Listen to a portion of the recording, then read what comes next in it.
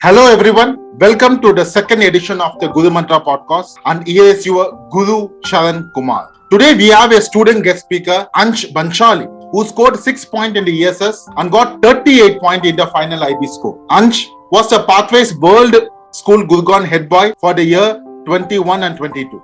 Ansh Bhansali is an intelligent, responsible and personal young man. I have a lot of personal connection with him.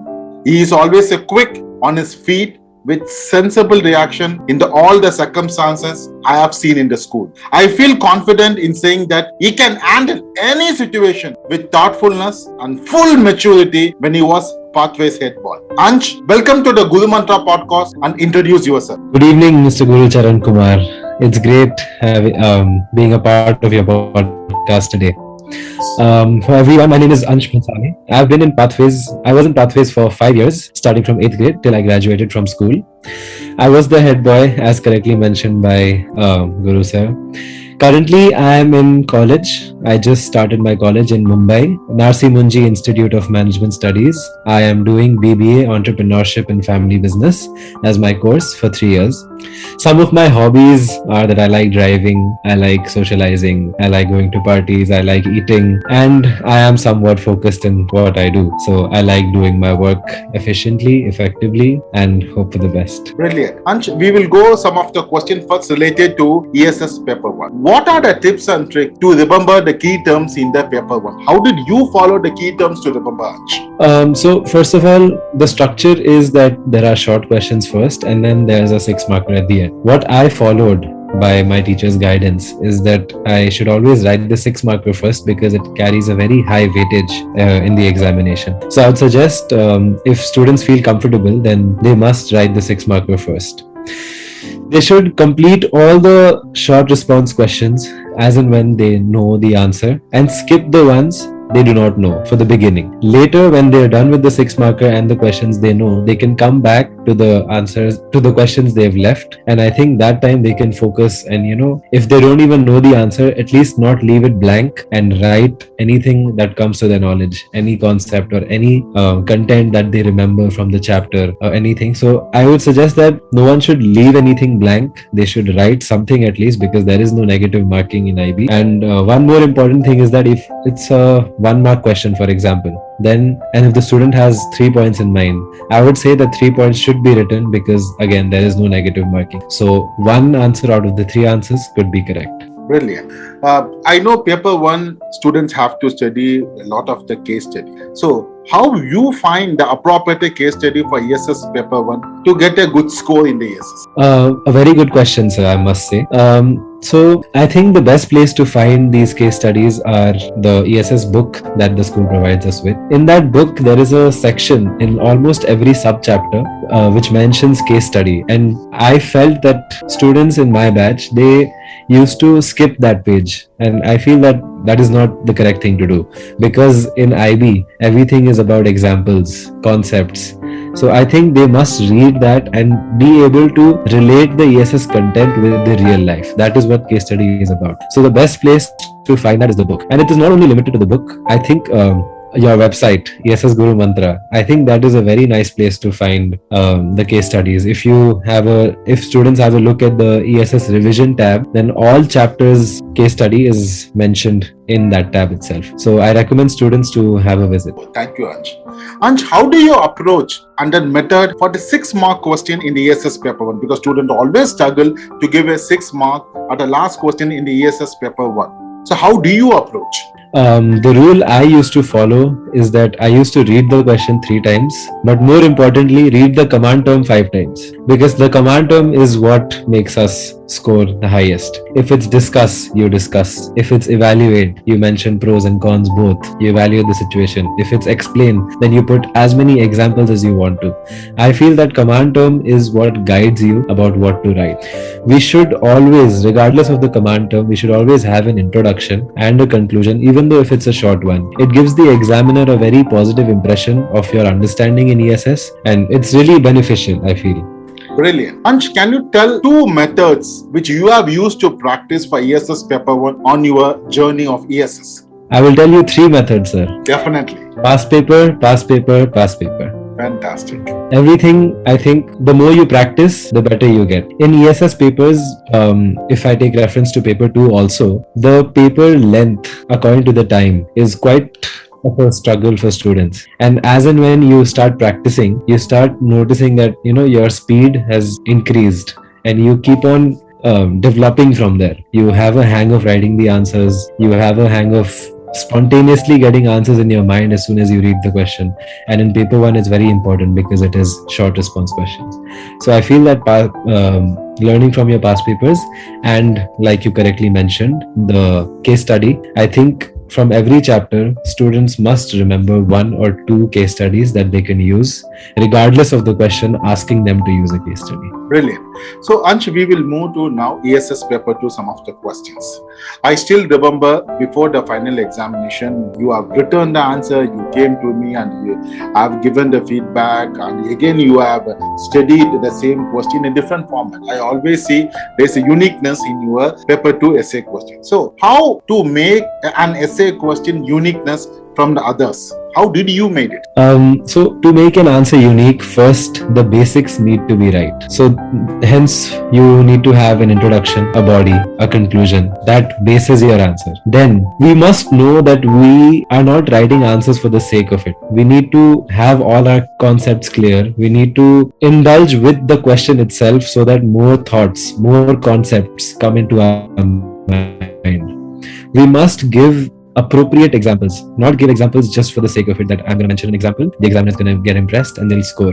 But that is not the correct thing to do. I feel that relevant examples in a good structure, if it's there in the answer, then I think that is a perfect answer. And again, like I mentioned for paper 1, 6-mark question, the command term has to be followed in this essay question as well. If you don't follow the command term, then I feel that your answer cannot be perfect. Fantastic. Uniqueness is present in the command. So next question is one of my favorite question, Ansh. How do you use the ESS subject guide to prepare for the ESS paper? The most important thing, the most significant thing in the guide is the application and skill-based question. It helps in answering the essay questions because those questions are asked in a certain way that without the concepts you cannot answer them. If, for example, if you take from chapter 6, which is I'm very shocked that I remember chapter 6 but that is about the stratospheric ozone and everything, I think. Yeah, so correct. The answer is from, if the question is from there, they'll ask you in certain way that you have to connect 2 things together, and when you connect 2 things together, that time is when concept is required. So I think application based questions, if you practice from the subject guide, it really helps revise the concepts.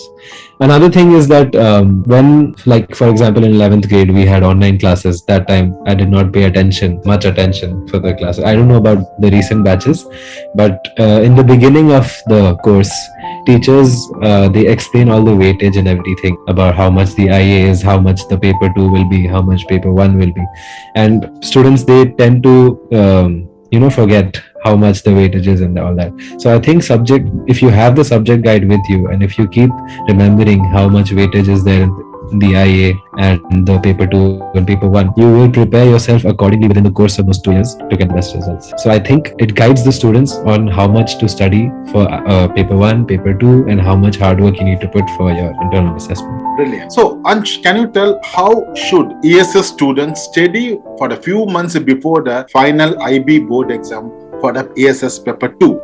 What tactic I personally used is that I set a target of finishing at least 2 papers in 1 week, regardless of it being paper 1 or paper 2. According to how much you want to achieve, you set those targets. I wanted to achieve a 7, so I set my targets high. But even if students want to achieve a 4 or 5 level, there are some children who cannot do well in ESS because they are not just good at science.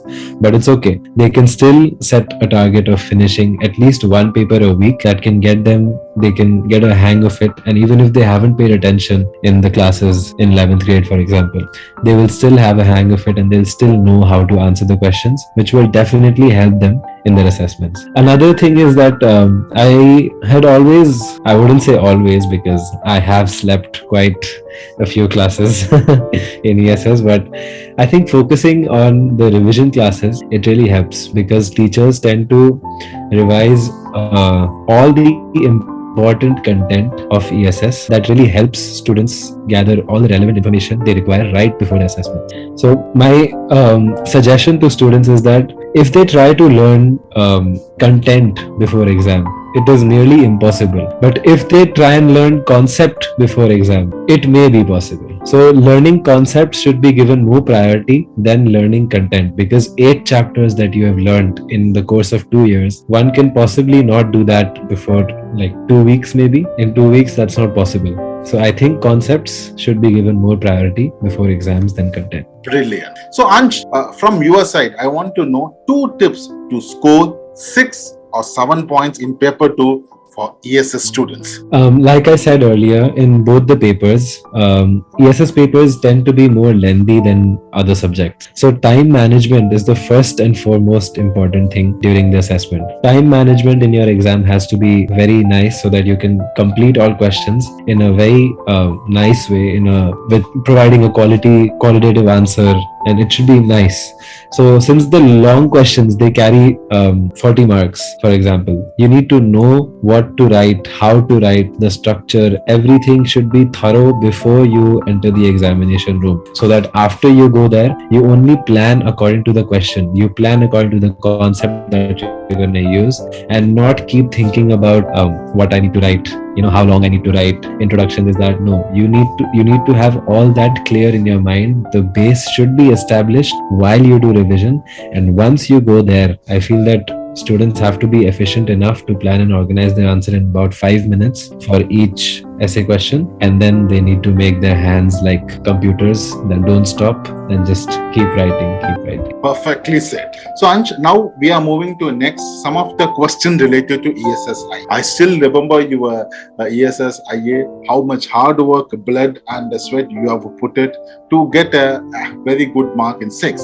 So Ansh, can you tell what approach did you find the most effective way in finishing your IAs by given deadline? I already know people are going to judge me when I say this, but I personally had completed most of my IAs right after my 11th grade, which is the summer vacation between 11th and 12th grade. So in that vacation, I had completed most of my first draft, and that is what led to, I think, me achieving 38 points. IA is actually very important, because if you do not get a chance to prove yourself in the assessments in paper 1 and paper 2, IA is what has got your back, and that supports you to get an additional mark. So I think IA is not a work you can do overnight. Like if I ask my teacher that I'm doing my IA and in 2 days I get my IA and give it, that is not quality work. IA is a journey. I think that the thoughts that come to you today and the thoughts that come to you after 3 months all need to be gathered together to form a nice and qualitative IA. So I think if people think that, they'll just do it, it's fine, let it be, when the deadline comes, I'll do it, and having a casual attitude towards the IA will never help them to score good marks in the IA. Correct. ESS IA is a journey.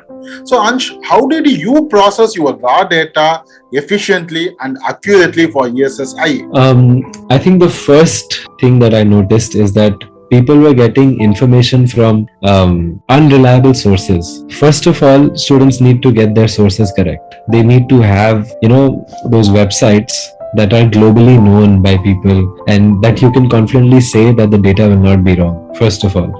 Then they need to choose the correct mathematical calculation that needs to be performed. Like personally for me, I had chosen Pearson's correlation coefficient tool to I gathered the data of CO2 emissions of China, and I gathered the data of the population rise. So my IA was basically comparing that if the population rises, does the CO2 emissions rise as well? So I felt that the most important and most relevant tool for that would be a Pearson's correlation coefficient, and hence I use that. Likewise, I recommend students to know what they are doing and take mathematical calculations that are relevant to their internal assessment. And they must check their mathematical calculations 3 to 4 times before submitting their final draft. Because if that component of the IA is spoiled, then your whole IA is spoiled. Because if I get the conclusion based on my Pearson and Spearman correlation rank, and if the conclusion is wrong, then my entire IA goes wrong and I lose a lot of marks. So, I recommend that students must look at their mathematical calculations at least 3 to 4 times before submission. Correctly said, Ansh. Ansh, what are some common mistakes that students usually make during the process of the ESSIA? And how can they avoid them? I will tell you about my experience. So during my journey in my IA, I chose the incorrect sampling method. I had a casual attitude that any sampling method, how does the examiner know what sampling method I have used and all that? But after all, I got to know that it is required. This kind of sampling method you have used, it is very important to justify why you have used those. So first tip is that use correct sampling method. Then again, the math calculation thing I just said, it is very important to have the correct math tool because it changes your entire conclusion. And very importantly, because I said IA is a journey, the students must keep in mind all their local and global issue that they have discussed in criteria A. And according to that, they should make conclusions in criteria D. There is one criteria that mentions the potential solution to the given environmental issue. So that solution must be addressed in a local as well as global issue way. Till the time that is not there, I feel the IA will be incomplete and the examiner will have a perception that the student is not doing in-depth analysis. So I think that doing this makes the examiner think that you are a critical thinker and you might as well receive some brownie points for it. Brilliant, critical thinker. That's an important thing for the ESSIA. So Ansh, how ESSGurumantra.com has helped you with your ESSIA in 2 years? ESS Gurumantra, I have this personal term that I invented while I was in school. I haven't told you about it, sir, but ESS Guru, the ones who understand Hindi and are listening to this podcast would know that what a pitara means. So ESS Guru Mantra is a pitara of ESS. You can get everything there, from sample IA to videos to checklist to criteria wise support, everything. So I think sample IA was the most useful thing for me because I tend to learn from what I see. So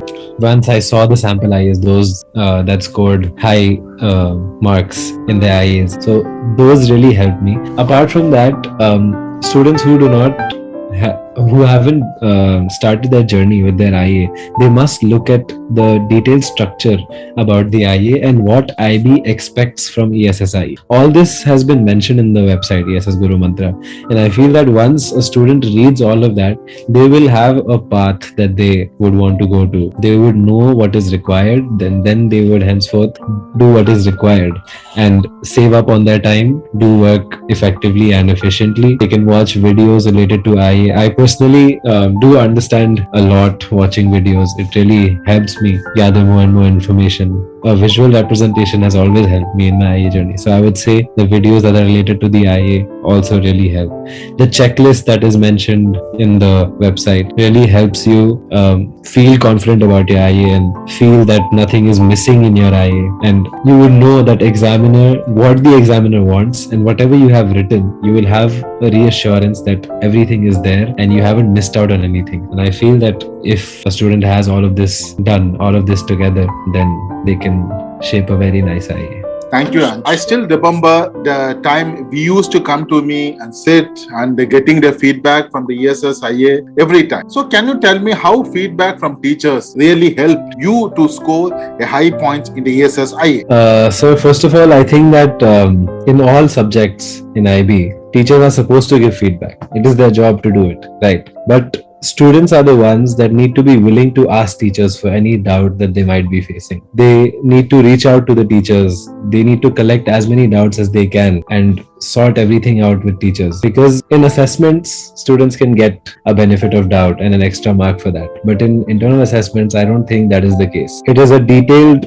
course structure. It is known by students and teachers both. IB expects you to do work in a certain manner and students need to follow that. So I don't think there's any benefit of doubt in IAs, and that's why they must take as many feedbacks as possible. Well, there is a restriction by the IB, but still, whenever they have a session with their teachers, then they must have dozens of questions ready in their mind or written down to sort with the teachers and then do it. Teachers and students also must not hurry during the feedback process because every detail of the IA is important. Hello, sir. Yes, 1 minute. Can you hear me? happened? Internet. Unstable. So, Ansh, how feedback from teacher helped you to score I point in the ESSIA? So I feel that in IB, in all subjects, teachers are supposed to give feedback to students. It is their job to give feedback. But I think it highly depends on students. They need to be willing to ask teachers for any doubts that they might be facing. They need to have everything clear. They need to know that if they have any doubt, they must sort it out, because every detail in the IA is important. And because every detail in the IA is important, teachers also should not hurry in giving the feedback, as well as students. They must not be in a hurry while taking the feedback. They must understand every detail, which will give them qualitative results. They will have a good quality feedback, which will help them only to get a higher score. Teachers also know the concepts very nicely, and correct information is transferred to the students. So I think that out of all the sources of information, teachers would be the best, I believe. In my experience, they have been the best. You and Shiva ma'am, for example, you have always supported me, and I think that you both are behind the 6 points that I got in my ESS. Brilliant, Ansh. Thank you very much.